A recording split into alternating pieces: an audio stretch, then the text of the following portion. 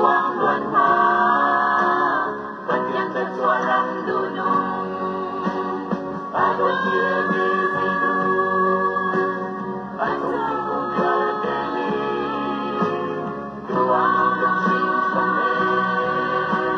Bukit pintar dan tangan Lautan bersiang naik Dan lembek akan gaji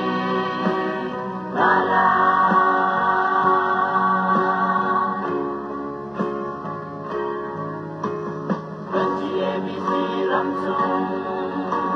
Alam turun halik Tuhan dilapin Bancen penakan dirlan Kekangkuangkan kujilan Rayangan kandau jilan Radai itu risu-risu Rapamu boya silan Ada dia di situ Ada singkong berdeli Tuang untuk sing sampai Bukit tingkat dan tangan Lautan bersiang naik Dan mereka akan gaji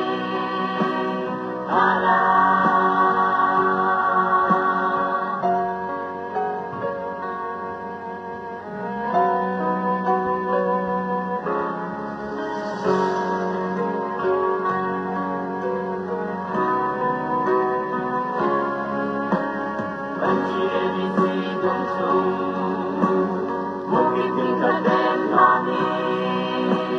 Rồi đang lên điều hai đi lên Suy qua lấy bác gian mà ra Dòng đường thấy phát lại usi Thả rào đi gần mình đi lan Giờ chuyện đây gần rộng huy Ê gần thả ra gần xa lan Ada dia di situ Ada singkong berdeli Tuang untuk sing sampai Bukit tingkat dan tangan Lautan bersiang